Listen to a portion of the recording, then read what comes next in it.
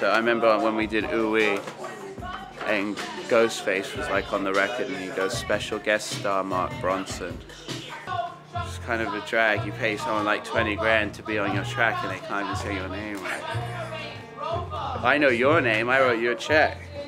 No, I love Ghostface. Special guest star Mark Ronson. First 500 bitches went crazy when he let they Ronson in. All he did was plug me in. I got the charging, got they bras and ran through they whole department.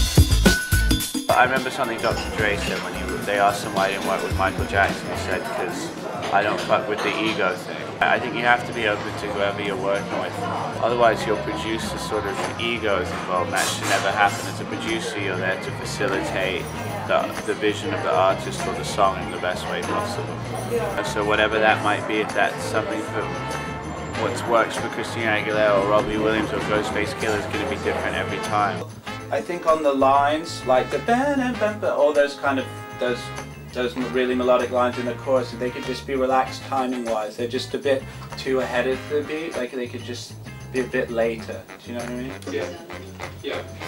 Most of the time I like working with new acts, or at least acts that are like on their first, second record or want to define a new sound and trying out different creative things. And I find that that's always more fun when you're working with an artist for the first time. And then you have the excitement of their project, of them being so happy, like excited about doing their own thing for the first time. It's kind of contagious. I was working with Lily in the beginning, and Lily went out with a good friend of mine, this DJ fellow, and she was always going on about her music, and I just remember thinking, like, this precocious 19-year-old girl telling me about her music every second, like, I'm not exactly like dying to hear this, so I can imagine what it's going to sound like. And I remember getting the demo and not listening to it for a while and just being completely wrong. Lily's like sound is like probably the most West London thing that you could probably think of, like the way she infuses all the elements of, you know, ska, hip-hop. I mean, her music is almost like the visual, like I think of the song LDN and it looks like the street to me. It's like all different colors, all different people.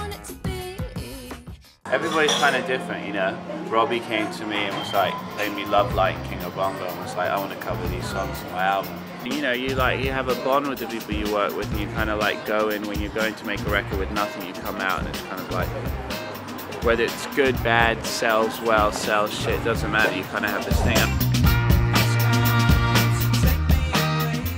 I spent so much time with Amy this year, like obviously, you know, I did a lot of her new album, Back to Black, and she just became friends. I've been like very lucky, like the people I work with. Like Amy will come to me, play me a song on the acoustic guitar, and then she'll leave and I'll just sit with those chords and the melody for like the whole night and just experiment with everything. When she first played me Rehab, it was just, we were actually walking down the street in New York and she was telling me a story and she was like, yeah, you know, I was fucked up and he tried to make me go to rehab, and I was like, no, no, no. And I was like, that's actually quite funny.